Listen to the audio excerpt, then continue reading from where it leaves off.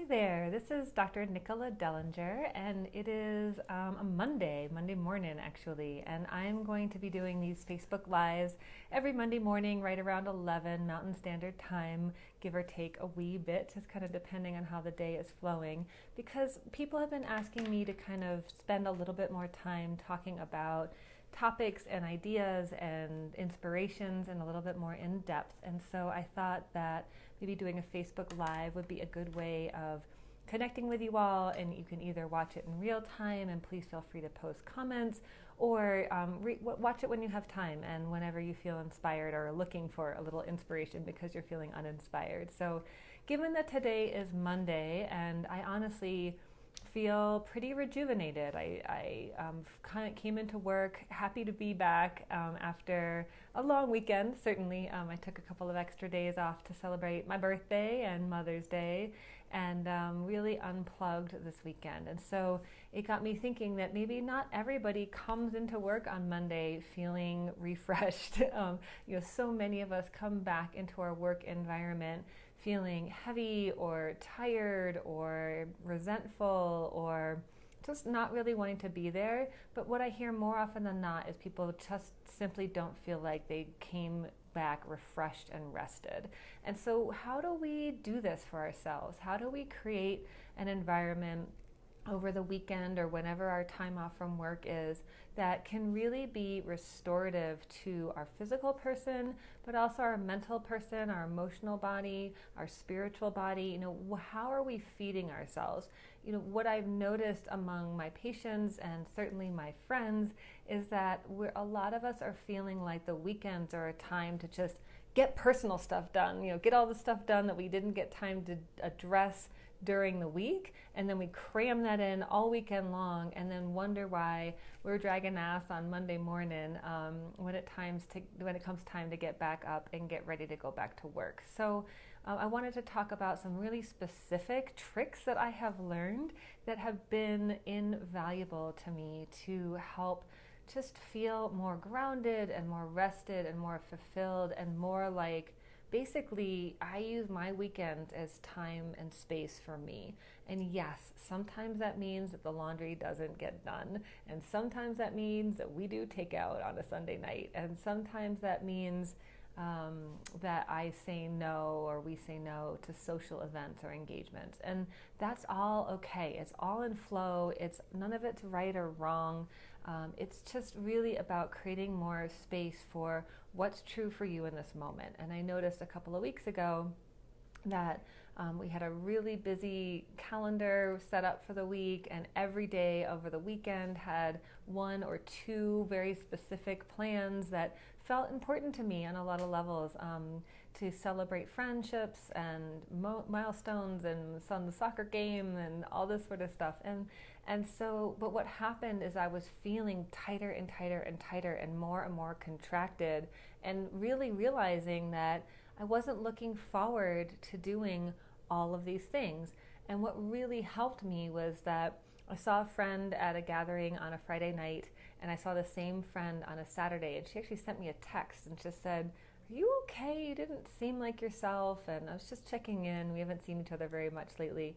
And that made me realize that even though I showed up to these events, that people could tell that I wasn't there, I wasn't into it, I wasn't present, and I really wasn't getting much out of being there. And I certainly, and this is what surprised me the most, is that I wasn't actually contributing much to the event and the festivities. And so it wouldn't have been better for me to bow out and maybe not have gone to that dinner on Friday night. Maybe, it felt important that I was there, and I'm glad that I went. But if I was more honest with myself, to celebrate a girlfriend's birthday, would that have been better celebrated in a different way, by getting a cup of tea or a glass of wine or a lunch together, where we could really spend some time together, and I was really present and really excited to be with her and in that place of celebration. And there's no reason to limit a birthday celebration to one day. We can really extend that out and just make it more of a point of, this is something that I'm going to do for me and for us and for our friendship, and maybe that happens a month after, but we can take the birthday as a reminder that we want to commemorate an important relationship to us, be that with a parent or a friend or a sibling or a love or a partner. These are things that we get to do all the time and be flexible in those rules. So what I've realized over the past month is that I have been more plugged into technology. I've been more active in my business, and that has been wonderful, and it's created all sorts of really cool opportunities for me that I wouldn't pass up for the world. On the flip side of that, that creates much more of a need for downtime for me over the weekends, because my work life has spilled over more into my early mornings or my evenings, which I've been pretty strict about keeping very limited, and that has gotten away from me a bit as I'm exploring new endeavors and learning new skills and taking on new exciting opportunities. And I'm realizing that 2 weekends ago, and then also this weekend, I actually needed to get out of town and get away from my computer and turn my phone off. This weekend we were camping in a place that had no cell reception, which was amazing because I felt no pressure to be in touch because I couldn't be. And I didn't, when we got home yesterday afternoon, I wish I had given myself an extra hour or two before re-engaging with the phone to really let that experience integrate. And so, this is one of the very specific points, is that create time, ideally every single day in your world, but if not, then certainly some time over your weekend or time off where you are unplugging from input. We get so much information coming at us that it is crucial and vital to our mental, emotional, spiritual, and physical health to disengage from our devices, from our phones, from our tablets, from our computers, even from our televisions, and just, and be that, an afternoon or a whole day or maybe a whole weekend. If you can do that, maybe you start with an hour or two where you are just really committed to not interfacing with your screen. And I do recommend turning the device actually off as opposed to on silent or airplane mode, because it's too easy to kind of compulsively check that device because we're so used to it if it's sitting around, or maybe put it in a drawer, have somebody else in your household hold on to it for you if you can't be trusted. But really that unplugged time allows you to get more plugged in and more connected into yourself, into what is important to you and what is going to be of service to you. And that might be exercising, that might be doing some gardening, that might be taking care of the laundry that's piling up, that might be simply resting on the couch and staring at your toes, or looking out the window, or reading, flipping through a magazine, getting yourself a magazine subscription. That's another trick that I have learned, is I have one magazine subscription, and I don't read them regularly, but they're on my coffee table. So when I have a moment like that and I don't want to pick up a book, or I don't have a book that I'm engaged with, or I don't want to read nonfiction, I can flip through a magazine, and it's just really a lovely habit that I've gotten into that's allowed me time to stop and I'm engaging my brain a little bit, but in a completely different way than we are used to doing that. So that's another tip that I would offer, is have some sort of reading material, non-digital based, available to you anytime, so that you can, have something to flip through, and it just puts our brain waves on a different frequency, which can be really, really supportive. And that's another tip. So that would be tip number 3, would be having some unplanned time, some unstructured time over your time off. Again, be that before or after work, or over the days off that you have, really allowing yourself to not look at a Sunday and be like, oh, I don't have any plans, so we can do this, this, and this, and this, and they might all be fun, adventurous things, but having some unstructured time allows for our brains to just unpack the week and really just be in a slower mode, so that we're not constantly hurrying up and hustling to get somewhere. Especially if you have kiddos, this unstructured time where they can just be, and you can be in the flow, and maybe that means that you go to the grocery store, but you don't know when or what point in the day you're going to go to the grocery store. I thought I for sure had to go to the grocery store yesterday, especially after being out of town for 4 days. And my husband went to the grocery store. He bought 2 things, one of which we needed for dinner last night and one we needed for eggs this morning for breakfast. And he just took care of that. And he was home less than half an hour, which is never going to be what happens for me when I go to the grocery store. And I realized, you know what, I actually have space and time today to go to get my groceries and things like that. So again, it's not about these things not happening. It's just about being in a little bit more fluidity so that you have more space for those to just naturally integrate into your experience rather than pushing and forcing and pushing and forcing and just being in this continuous planned state of being, which is really, really hard on our naturally relaxed nervous system. So we have to, create some time for our nervous system to unwind. We have 2 main parts of the nervous system. One is the sympathetic or fight or flight or kind of stress response part of the nervous system, and the other is the parasympathetic or relaxed state of being, relaxed state of the nervous system. And so we are physiologically designed to be in the parasympathetic or relaxed state of being 80 to 90% of the time. That is the vast majority of the time. That sympathetic or stress responded part of the nervous system is really just meant to move us away from danger and keep us safe. And we are not supposed to perceive threats to our person all day, day in and day out. But in our modern culture, it seems that a lot of us have been moving towards feeling this kind of pressure and just constant feeling of on, and that is that sympathetic nervous system that just can't quite reset. So having unstructured time, being in the flow of your day, maybe not getting out of your pajamas all day long, can all be really beautiful antidotes to this constant sensation of being on and engaged in our world. And that natural time where we're maybe observing nature or taking a walk or letting our mind wander without purpose, quote unquote, actually creates the ability to deepen thought. There's research that shows that because we are so oriented towards multitasking, that and which is really, we're spending most of our brain energy on just task switching and moving from task to task rather than the task at hand, which we think that we're really working on. And this is problematic on a whole bunch of levels.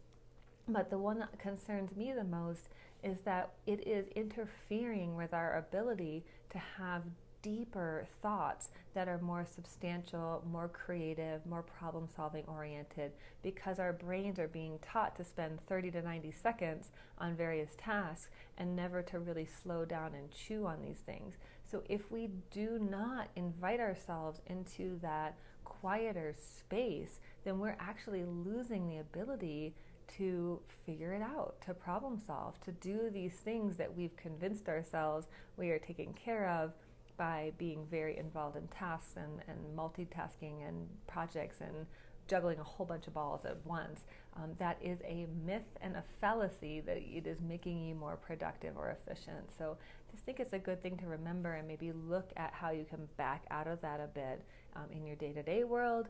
But certainly, how can you create more space for you to be the human being that you are, because we are human beings and not human doings. And how can that create more space for you to actually have more creative solutions, have more energy to deal with the problems and the tasks at hand, rather than pushing ourselves to the brink and then just pushing and pushing and pushing and pushing, and then ultimately disrupting our hormone levels, disrupting our circadian rhythms, creating more inflammation in the body because we are so ramped up in a stress process that we don't have enough cortisol to help actually manage the inflammation in the same way, and on and on and on the list goes. So creating unstructured, unplugged time is really, really essential. Even just something like watching my child this weekend, playing with a couple of friends. I just found myself multiple times this weekend just watching him and really being in connection, or cohesion is another way to put that, with him and his rhythm, and just really feeling that love and appreciation for him deepen. Because as the mom of an 8-year-old kiddo, it's not always easy to access the appreciation of motherhood and parenting and all the challenges that come with that. So it can really, really change our state of being to be in a beautiful space where there aren't a lot of concerns or constraints or schedules or that sort of thing. That said, this might sound a little bit contradictory, but one thing that I try to do every single Sunday is take 5 to 15 minutes to set a meal plan for dinners for the week. This has been a game changer around me feeling prepared and rejuvenated for the week. I look at what our week looks like. When am I working late? When's my husband working late? When does my kiddo have after school stuff? All the different parts and pieces, and how are we going to make dinners work from there? Because when we have a game plan like that set up, then it facilitates so much more around me understanding and having a clue around what I'm going to pack for lunch based on what leftovers there are for dinner for both myself and my son. What foods do I need to prep ahead of time? It creates my grocery list for me, so I end up spending less money and time at the grocery store, and I only go once as opposed to going 4 times or 5 times in a week because I forgot A, B, and C, or we changed our minds, or we didn't know what we were eating, so I don't have anything in the house, and now everybody's hungry, and that creates so much stress and pressure. So really disconnecting from that cycle can be amazing. And again, it doesn't have to be super creative. It's not uncommon for tacos to be on our weekly menu. I have a couple of go-to crock pot recipes for, say, pulled pork or chili or something like that. That's not uncommon to see there once a week. So, and then I'm trying to now to find the days or the day of the week where maybe I can try a new recipe or leave it open depending on what's fresh at the store, or be a little bit more creative on a Sunday afternoon because I have a little bit more time versus this Sunday. I knew we were coming home from camping, and burgers it is. Burgers and chopped up veggies is what we had for dinner last night, and that was fine. It doesn't have to be extensive or crazy, and it doesn't have to be that different than what you're normally doing. But that way everybody's on the same page. The groceries are in the fridge. If I'm running late for work, my husband knows what he needs to do to get dinner started because there's a menu. And I actually bought some adhesive chalk paper that I could put into the inside of one of my kitchen cabinets. And so it's a way, it doesn't create a mess, it doesn't create, more chaos in my kitchen, but everybody knows that the menu for the week is on the inside cabinet door where we keep our glasses, and I'm able to just reference there, and then everybody knows what's on the menu and what we need, and my grocery list is created, and that takes so much pressure off to know Monday, Tuesday, Wednesday, Thursday, we're set. I know what we're doing every day. We don't overspend money. We don't end up blowing our food budget for the week and all that sort of stuff. So that's something that I found invaluable to coming into my Monday feeling like, you know what, I've got this. I feel really rejuvenated. A friend of mine brought this idea to me a couple of weeks ago, and I've been thinking about it a lot. And this is the idea of inviting back in a day of Sabbath. And now, regardless of what your spiritual or religious preferences are, I really like this day because the purpose and the idea of a Sabbath day is a day of complete rest.